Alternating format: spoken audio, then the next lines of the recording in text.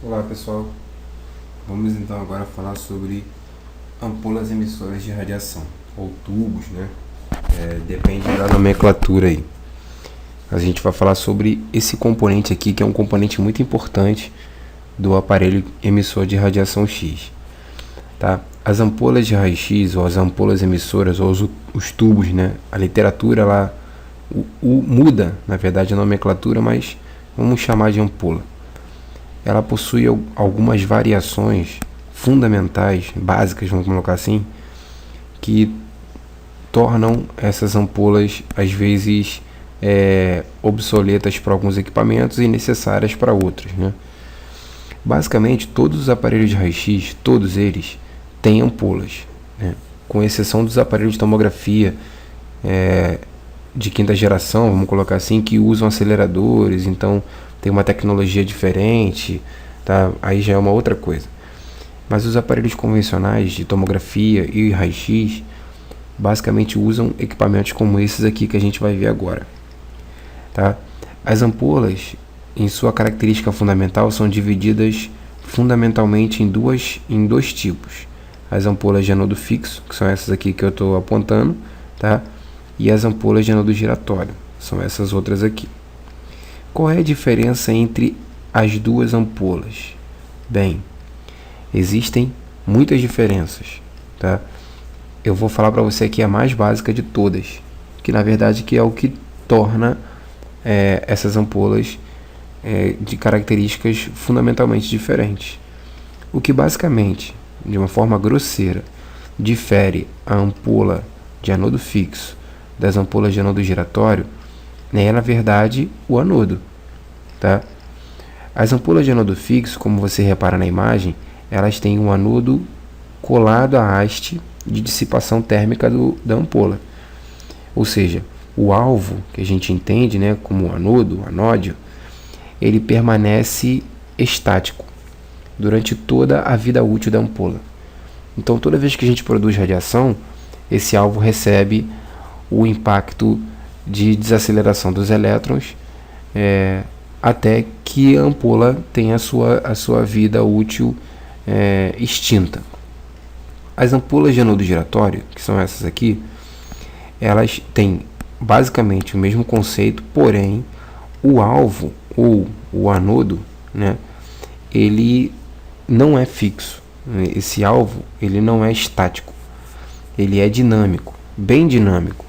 Tá? As ampolas de anodo giratório, elas têm um alvo ou um ponto, né, de impacto que ele é ampliado várias e várias vezes devido ao fato do alvo se manter em movimento durante o processo de produção de radiação. A gente se pergunta assim, mas como que na ampola de anodo giratório o alvo permanece em movimento? Como o nome sugere, o alvo ou anodo ele é giratório. Ou seja, durante o processo de produção de radiação, o alvo ele permanece em movimento giratório para que a gente possa aumentar a área de impacto desses elétrons e, em consequência disso, aumentar também a vida útil dessa ampola, a durabilidade dela, a capacidade dela em produzir radiações com maiores intensidades, tá? E a chance que o aparelho tem de oferecer uma maior potência para o seu usuário. Basicamente falando, essas ampolas aqui, que são de anodo fixo, elas são instaladas em equipamentos onde a potência ela não é uma preocupação tão adequada. Por exemplo, equipamentos onde eu preciso de uma ampola ou de um tubo suficientemente capaz de produzir uma radiação que possa atravessar um objeto de densidade pequena. Um exemplo clássico disso são os aparelhos odontológicos, né? Os aparelhos de raio-x odontológico. Basicamente falando, na sua grande essência, os aparelhos odontológicos possuem ampolas de anodo fixo, devido ao fato dessa ampola suprir a necessidade de produzir uma radiação especificamente saudável para a produção de radiografias odontológicas, perapicais e assim vai. Os aparelhos de anodo giratório basicamente são constituídos e instalados em aparelhos onde a oferta da radiação necessita de uma uma observação quântica maior. Então eu tenho que quantificar a radiação para que ela possa atravessar objetos de maior densidade, como colo do fêmur, né, radiografias de coluna torácica, coluna lombar, crânio. Eu preciso de uma radiação que seja suficiente para atravessar estruturas de densidade maior que o dente. Então, essas ampolas aqui, radianodo giratório, elas são instaladas basicamente em aparelhos com uma oferta de potência maior. Então, são aparelhos que demandam de uma corrente maior, 300 mA, 500 mA e assim vai. Aparelhos de tomografia utilizam ampolas de radianodo giratório. A engenharia das duas, se você parar para analisar aqui o conceito, é diferente devido à formação estrutural delas, tá? Mas em termos de função, elas são exatamente iguais. Qual é a função da ampola de anodo fixo? Produzir radiação X. A função de ampola de anodo giratório é produzir radiação X da mesma forma, sendo que são tecnologias diferentes, são engenharias diferentes e têm respostas diferentes, tá? O resultado de produção da radiação final é o mesmo. Ambas produzem radiação X. Entretanto, elas são equipamentos com constituição diferenciada, tá? As ampolas de raio-x elas são basicamente divididas em duas extremidades, de uma forma básica, né? Uma extremidade negativa, que a gente chama de cátodo, que é essa que a gente está vendo aqui, tá? E uma extremidade positiva, que a gente vai chamar de anodo. A extremidade negativa, a gente está vendo pela setinha aqui, tá?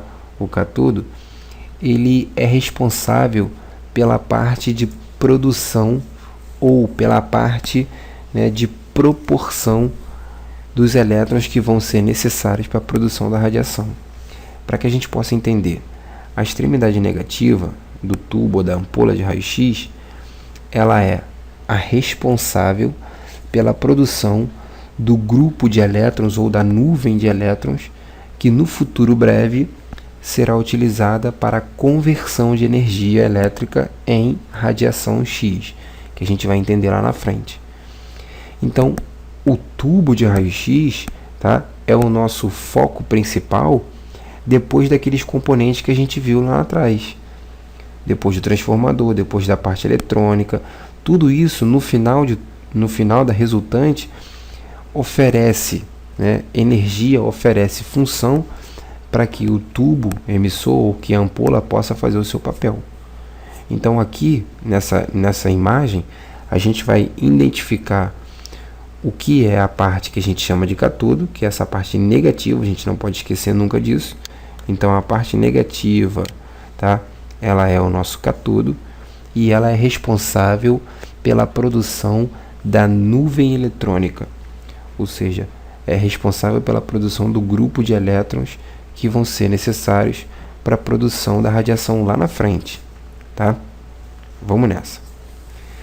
Esse cátodo, ele é constituído de basicamente dois filamentos, quando a gente fala de ampola de anodo giratório, tá? Esses dois filamentos, eles são responsáveis pela liberação dos elétrons dentro da ampola. E aqui a gente tem exemplos, ó. Aqui eu tenho um filamento, tá? Se você consegue ver aí. E aqui em cima eu tenho outro filamento.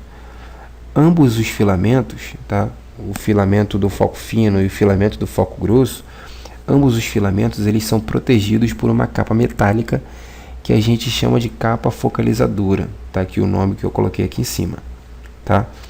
A capa focalizadora ela tem uma função muito importante dentro do tubo de uma forma geral, vamos colocar assim.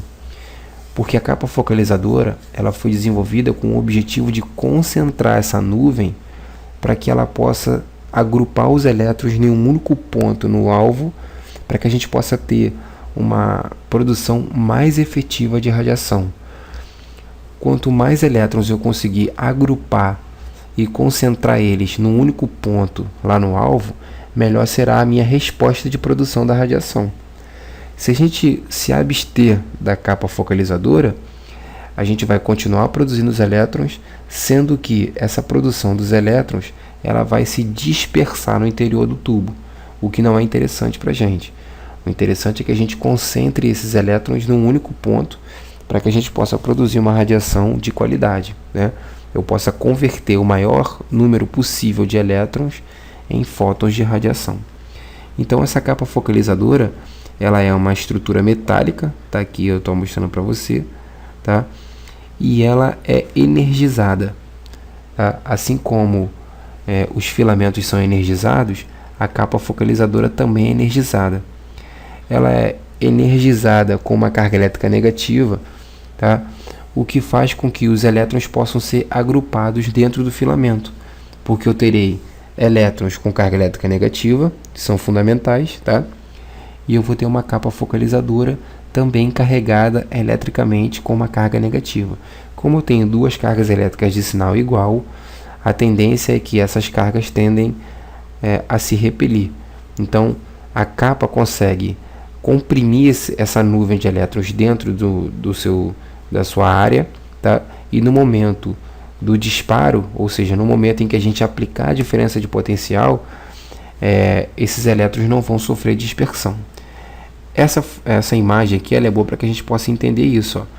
O exemplo A, tá? Que é esse que a gente está vendo aqui, ele representa um tubo sem capa focalizadora. Repara que os elétrons, no momento da grafia, no momento do disparo, eles são dispersos, está vendo?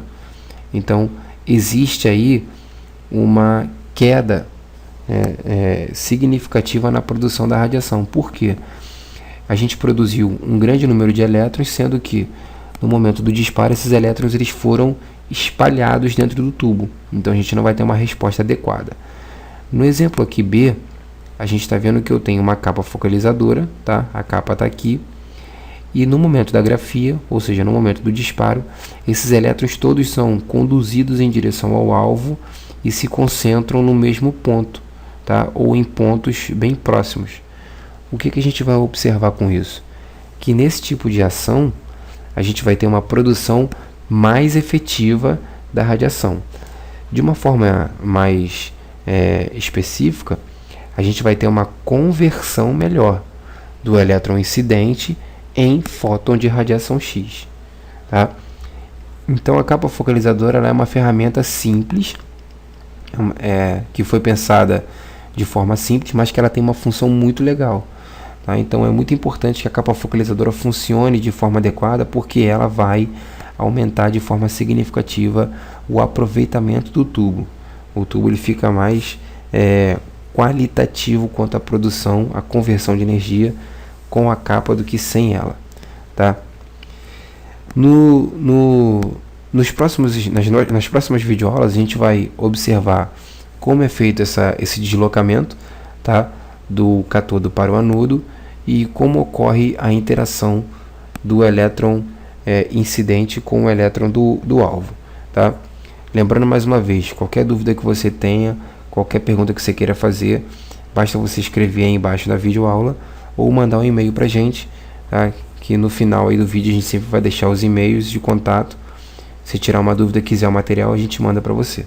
Valeu, até a próxima videoaula. Tchau, tchau.